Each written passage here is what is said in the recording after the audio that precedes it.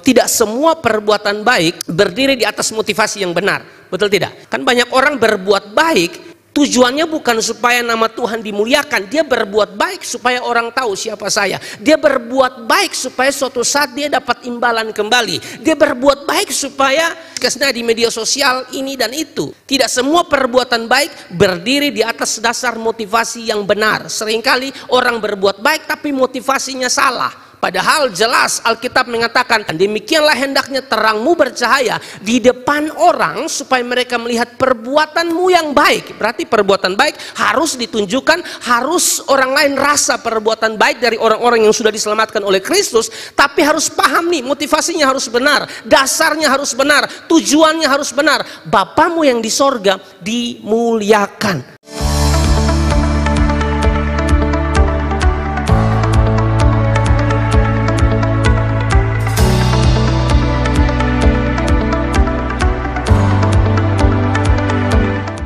Saya bersyukur Tuhan memberikan kerinduan, antusias di dalam hati orang-orang muda untuk bisa memuji nama Tuhan. Bahkan lebih daripada itu mau dengarkan Tuhan bicara lewat firman. Dan saya berharap memang di usia muda seperti ini Anda memberikan hidup Anda kepada Tuhan. Biar Tuhan pimpin Anda, Tuhan bentuk Anda, Tuhan pakai Anda untuk menjadi alat kemuliaan Tuhan. Saudara, Roma 12 ayat 1 berkata bahwa ibadah yang sejati waktu kita mempersembahkan hidup kita kepada Tuhan. Karena itu saudara-saudara, demi kemurahan Allah aku menasihatkan kamu supaya kamu mempersembahkan tubuhmu sebagai persembahan yang hidup, yang kudus dan yang berkenan kepada Allah.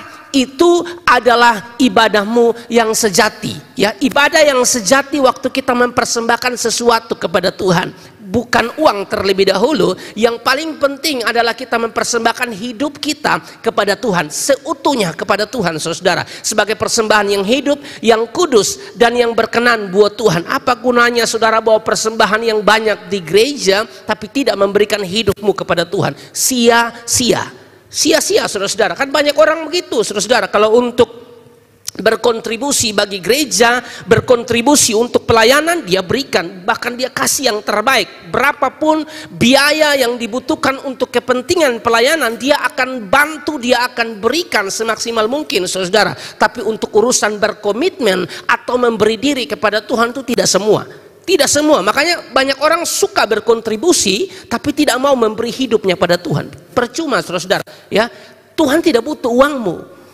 Tuhan tidak butuh uangmu, Tuhan butuh hidupmu. Orang yang mempersembahkan hidup seutuhnya kepada Tuhan, saudara, dia tahu memberi yang terbaik buat Tuhan. Jangankan uang, apapun dia kasih yang terbaik buat Tuhan. Yang penting beri diri dulu buat Tuhan, saudara. Ada banyak orang kan kasih harta, kekayaan, saudara, tapi tidak memberi diri pada Tuhan, saudara. Ya, itu juga mungkin berkaitan dengan tema kita, motivasi. Ya, mungkin saja dia bantu gereja supaya namanya disebut, karena ada orang-orang tertentu di gereja-gereja tertentu yang kalau dia kasih sesuatu di gereja namanya harus dibaca. Pernah begitu, saudara? Tidak dibaca, terjadi pertengkaran hebat, saudara. Kalau di gereja ini beda, saudara, ya. Saya temukan banyak orang yang memberi, bantu hamba Tuhan. Bahkan saya sudah mengalami atau merasakan bantuan-bantuan dari setiap anak-anak Tuhan yang Tuhan pakai, saudara. Tapi selalu bilang, jangan sebut nama, jangan omong-omong. Hanya kadang-kadang saya tuh tidak tahan, jadi langsung ngomong berterima kasih dari atas panggung. Padahal mereka bilang tidak usah ngomong, saudara. Kita memberi, motivasinya harus benar, saudara. Tuhan dimuliakan. Bahkan soal pemberian, saudara, dalam hal ini berkaitan dengan ibadah yang sejati, bukan tentang uang terlebih dahulu. Hidup, berikan hidupmu kepada Tuhan. Totalitas hidupmu kamu berikan bagi Tuhan sebagai persembahan yang hidup, yang kudus dan yang berkenan bagi Allah. Nah, saudara-saudara diberkati dan dikasihi oleh Tuhan Yesus Kristus, kita masih berada di tema kita, saudara-saudara. Kita masih membahas tema kita, motivasi yang benar, bagian yang ketiga atau part yang ketiga atau seri yang ketiga, saudara-saudara, di bulan Juli. Jadi setiap bulan itu kita ada pembahasan-pembahasan tertentu yang kita habiskan untuk membahas satu tema tertentu, saudara-saudara. Kalau tidak bisa dibahas satu bulan, kita tambah lagi satu bulan lagi, ya bisa 2 bulan hanya untuk membahas membahas satu tema yang kita angkat, ya. Dan di bulan Juli ini, saudara-saudara, kita sedang membahas tentang motivasi yang benar, saudara-saudara, dan ini merupakan bagian yang ketiga atau part yang ketiga. Dan minggu yang lalu, saudara-saudara, saya sudah sampaikan kepada saudara, kalau kita bicara tentang motivasi, saudara-saudara, motivasi adalah dorongan yang timbul pada diri seseorang untuk melakukan suatu tindakan dengan tujuan tertentu. Sekali lagi, motivasi adalah dorongan yang timbul pada diri seseorang untuk melakukan suatu tindakan dengan tujuan tertentu. Ya, tujuannya ini yang kadang-kadang perlu kita perhatikan baik-baik. Ada orang yang bantu orang, saudara-saudara, tujuannya atau motivasinya supaya namanya disebut, ya, supaya orang tahu siapa dia. Bantu orang, ya, saudara-saudara, supaya dia berharap dapat imbalan dan lain sebagainya, saudara-saudara. Nah, itu yang kita sudah bahas di dalam 2 minggu, saudara-saudara, membahas tentang motivasi yang benar. Jadi sekali lagi, motivasi adalah dorongan yang timbul pada diri seseorang untuk melakukan suatu tindakan dengan tujuan tertentu. Singkatnya, motivasi adalah dorongan atau alasan seseorang untuk melakukan sesuatu. Sekali lagi, motivasi adalah dorongan atau alasan seseorang untuk melakukan sesuatu. Dan kalau kita bicara tentang motivasi, saudara-saudara, saya sudah sampaikan 2 minggu ini kepada saudara, dan saudara sudah dengar itu. Kalau saudara lupa, saudara buka kembali lagi di live kita atau di channel YouTube saya, saudara bisa nonton kembali, saudara-saudara. Kalau kita bicara tentang motivasi, saudara-saudara, maka tidak mudah untuk menilai seseorang itu motivasinya benar atau salah, baik atau buruk. Kita tidak bisa menilai motivasi seseorang. Kenapa, saudara-saudara? Karena motivasi itu berkaitan dengan sikap hati, saudara-saudara. Ya, berkaitan dengan sikap hati. Dan kalau bicara tentang sikap hati, saudara-saudara, maka yang tahu itu hanya Tuhan, saudara. Ya, yang tahu motivasi saudara melakukan sesuatu hanya saudara dengan Tuhan. Teman saudara tidak tahu, sahabat saudara tidak tahu, apalagi orang tua saudara tidak tahu, orang yang dekat dengan saudara tidak tahu motivasi hati saudara. Tapi dengar, Tuhan tahu. Makanya kan saya sering bilang bahwa di mata Tuhan tuh segala sesuatu seperti telanjang. Maksudnya adalah segala sesuatu itu terbuka, tidak ada yang bisa ditutupi di hadapan Tuhan. Di hadapan teman, di hadapan Pak Ketua, di hadapan leader, di hadapan pengurus, Anda bisa tutup rapat. Tapi di hadapan Tuhan Anda tidak bisa tutup, saudara-saudara. Segala sesuatu terbuka. Jadi bicara tentang motivasi hati, tidak mudah untuk menilai seseorang motivasinya benar atau tidak. Itu tidak mudah, saudara-saudara. Karena ini berkaitan yang ada di dalam, nah, saudara-saudara. Saya tidak tahu saudara hadir malam hari ini untuk beribadah, ya, sudah 2 minggu dengar khotbah motivasi. Ini motivasi saudara juga datang ibadah ini beragam. Saya juga tidak tahu, saudara-saudara. Yang tahu sekali lagi Anda dan Tuhan. Dan kalau kita berbicara tentang kehidupan kekristenan, saudara-saudara, kehidupan kekristenan adalah kehidupan yang menunjukkan perbuatan baik. Kita ini memang harus berbuat baik, saudara. Saya sudah ingatkan saudara bahwa kita berbuat baik bukan untuk selamat. Kita berbuat baik sebagai bentuk ucapan syukur kita karena sudah selamat. Karena selamat itu kasih karunia, cuma-cuma pemberian Tuhan bagi saya dan saudara. Seturut Efesus pasal yang kedua ayat 8 dan ayat yang ke-9, saudara. Tidak ada orang yang bisa selamat dengan perbuatan baik, dengan usahanya. Tidak bisa. Kita selamat itu karena anugerah. Nah, setelah sudah selamat, saudara-saudara, kita harus menunjukkan perbuatan baik sebagai bentuk ucapan syukur kita karena sudah selamat. Jadi kita memang harus berbuat baik. Meskipun saudara-saudara, saya sering bilang bahwa tidak semua perbuatan baik berdiri di atas motivasi yang benar. Betul tidak? Kan banyak orang berbuat baik tujuannya bukan supaya nama Tuhan dimuliakan. Dia berbuat baik supaya orang tahu siapa saya. Dia berbuat baik supaya suatu saat dia dapat imbalan kembali. Dia berbuat baik supaya kesnya di media sosial ini dan itu, ya. Tidak semua perbuatan baik berdiri di atas dasar motivasi yang benar. Seringkali orang berbuat baik tapi motivasinya salah. Padahal jelas Alkitab mengatakan, misalnya Matius pasal yang ke-5 ayat 16, perhatikan.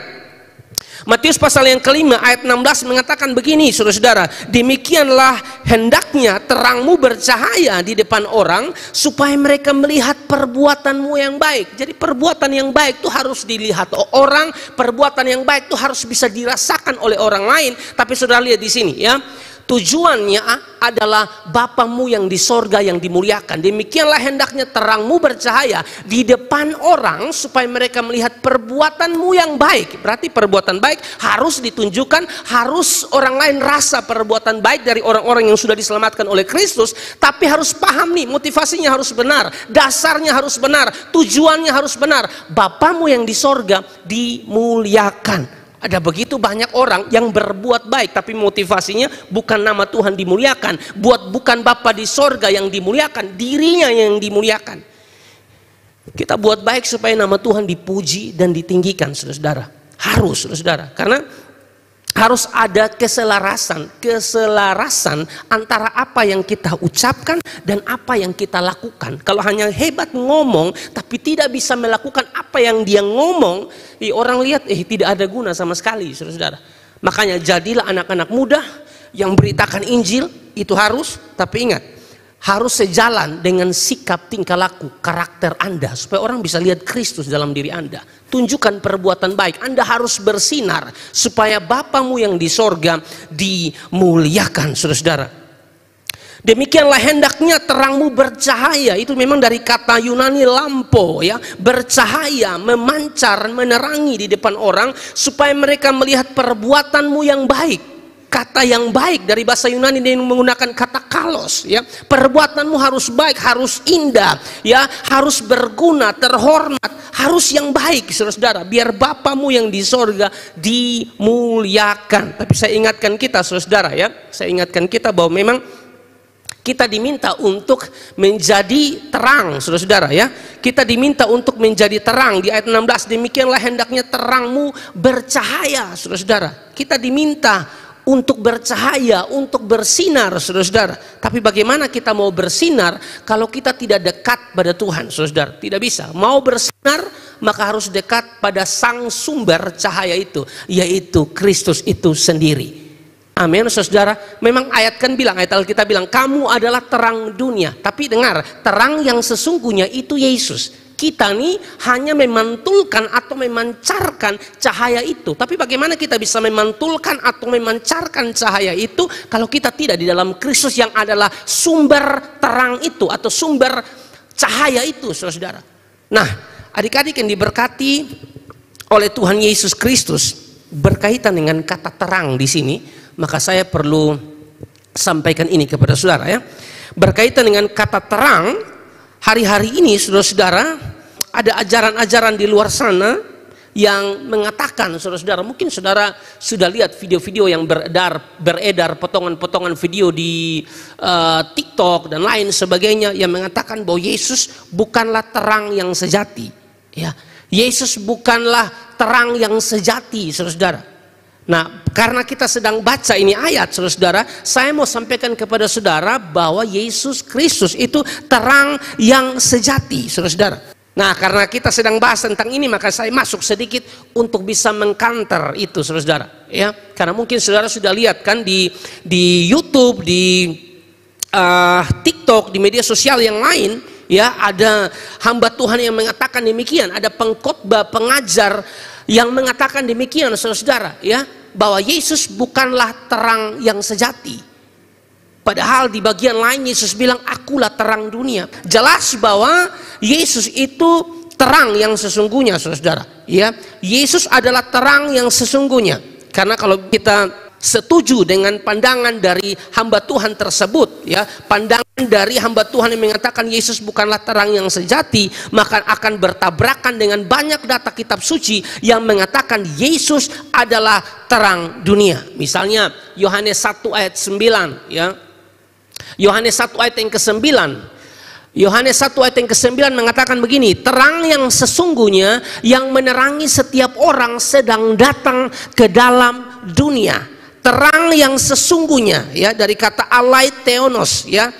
Terang yang sesungguhnya, saudara-saudara, terang yang benar, terang yang sejati, terang yang nyata, yang menerangi setiap orang sedang datang ke dalam dunia. Ini sedang bicara tentang pribadi Yesus itu sendiri, ya. Sehingga di dalam Yohanes 8 ayat 12 lagi, Yesus mengklaim dirinya seperti ini, saudara-saudara. Yohanes pasal 8 ayat 12, maka Yesus berkata pula kepada orang banyak, katanya, akulah terang dunia. Barang siapa mengikut aku, ia tidak akan berjalan dalam kegelapan, melainkan ia akan mempunyai terang hidup. Terang yang sesungguhnya, terang yang sejati itu telah datang, ya. Dan Yesus sendiri mengklaim, akulah terang dunia. Kalau sampai ada pengajaran di luar sana yang mengatakan Yesus bukan terang yang sejati, sesat. Karena di sini dikatakan Yesus terang yang sesungguhnya. Yesus bilang, akulah terang dunia. Bahkan di dalam Yohanes 9 ayat yang kelima, selama aku di dalam dunia, akulah terang dunia. Kenapa saya sampaikan ini kepada anak-anak muda?